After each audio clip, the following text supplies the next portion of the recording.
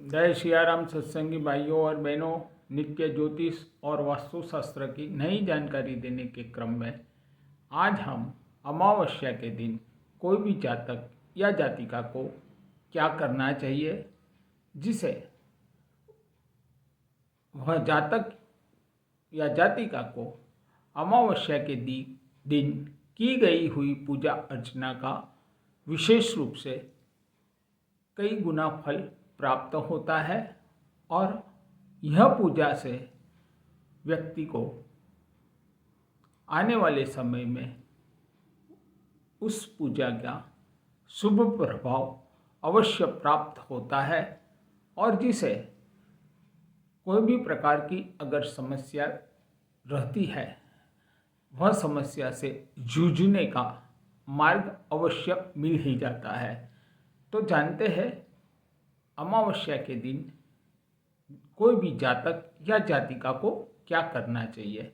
सर्वप्रथम नियमित रूप से आप जो अपने आराध्य की पूजन अर्चन करते हैं वह अवश्य करें, पर विशेष रूप से आपके घर की साफ सफाई पर अमावस्या के दिन विशेष ध्यान करें और सुबह में जितना जल्दी हो सके, कहने का तात्पर्य सूर्योदय के समय के आसपास ही, अर्थात ज़्यादा से ज़्यादा 7 साढ़े 7 बजे तक आपके घर की छत से लेकर के कंपाउंड वॉल तक और अपना जो बाहर का एरिया रहता है या बाहर की प्रीमाइसिस रहती है, हम अगर सिटी में रहते हैं, हमारा आंगन जिसे हम कहते हैं, उस आंगन की भी साफ सफाई हो जानी चाहिए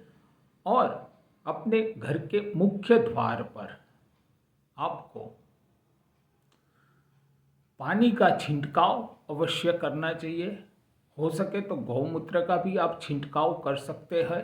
उसके लिए आपको गौमूत्र अगले दिन ही ला करके अपने घर में रखना चाहिए।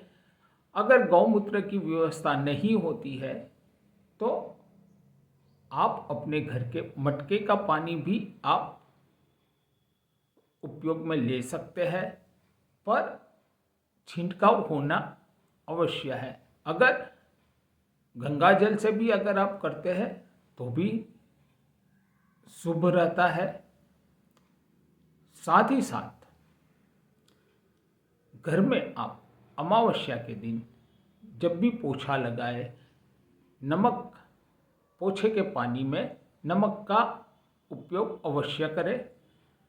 साथ ही साथ सुबह की पूजा और संध्या समय की पूजा में आपके घर में तुलसी माता का पौधा यदि है तो तुलसी माता के सामने शुद्ध गाय के घी का दीपक अवश्य लगाना चाहिए और हो सके गूगल का धूप घर के अंदर और बाहर सुबह की पूजा में अथवा तो संध्या समय पर आपको धूप अवश्य करना चाहिए। और विशेषकर संध्या समय में यदि आप करते हैं तो घर के बाहर आपके आंगन में भी धूप को अवश्य घुमाएं और पूरे घर में, कहने का अर्थ यहाँ पर इतना है कि नीचे से लेकर के आपके घर की छत तक आप धूप को ले जाए और प्रत्येक घर के भाग के अंदर वह धूप दिखाए या धूप बताए। ठीक उसी प्रकार यदि आपके घर के आसपास कुआं है, तालाब है या पानी भरा हुआ कोई बड़ा गड्ढा है तो सुबह के समय में अथवा तो संध्या समय में पूरे दिन में सिर्फ 1 चम्मच कच्चा दूध आपको उस पानी में डाल देना है। साथ ही साथ जौ है उसे बहते हुए जल में आपको विसर्जित करना है। बहता हुआ जल कहने का अर्थ नदी या तो समुद्र में आपको अपनी शक्ति और सामर्थ्य अनुसार जौ को आप बहा देना है। साथ ही साथ विशेषकर धन लाभ के लिए कोई भी महालक्ष्मी देवी माता का मंदिर है या विष्णु भगवान का मंदिर है, उस मंदिर पर पीले कलर की ध्वज या ध्वजा जिसे हम कहते हैं, उसका अवश्य अमावस्या के दिन आपको दान करना चाहिए। यदि आपके घर के आसपास तालाब है, नदी है या समुद्र है, तो मछली को गेहूं और चने का आटा, दो आटे को मिक्स कर गोली बनाकर आपको अवश्य खिलानी चाहिए।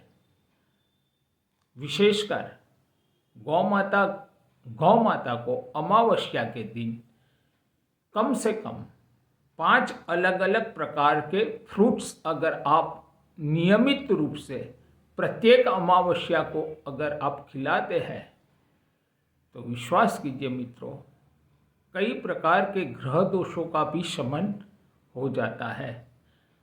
और यदि आप शक्तिवान सामर्थ्यवान है, तो नियमित रूप से अमावस्या के दिन आप ब्राह्मण को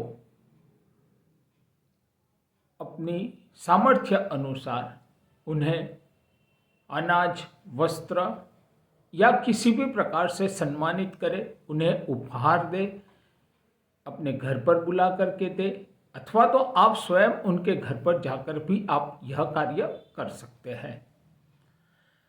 यदि कोई भी व्यक्ति प्रत्येक अमावस्या के दिन साथ ही साथ कोई मांसाहार करता है या शराब पीता है, वैसे तो हिंदू धर्म अनुसार मात्र अमावस्या के दिन नहीं, पूरे जीवन काल में मांसाहार और शराब से दूर ही रहना चाहिए। और वीडियो के माध्यम से मैं किसी भी जातक या जातिका को यह कार्य करने के लिए कतई अनुमति नहीं देता हूँ, पर हम देखते हैं समाज में कई लोग ऐसे भी हैं जो शराब और मांसाहार करते हैं, वह उनका विषय है। पर कम से कम अमावस्या के दिन यह दोनों चीज़ों का अवश्य त्याग करना चाहिए। और हो सके अमावस्या के दिन स्त्री संग से भी दूर रहे। अगर नियम से यह पूजन अर्चन का कोई भी व्यक्ति पालन करता है, तो निसंदेह अमावस्या के दिन की गई यह पूजन अर्चन व्यक्ति के जीवन में आने वाले समय में शुभ परिणाम अवश्य देती है। धन्यवाद। जय सियाराम। अगले दिन ज्योतिष और वास्तु की कुछ ऐसी ही रोचक जानकारी लेकर के आपके सामने सन्मुख होने का प्रयास करूंगा।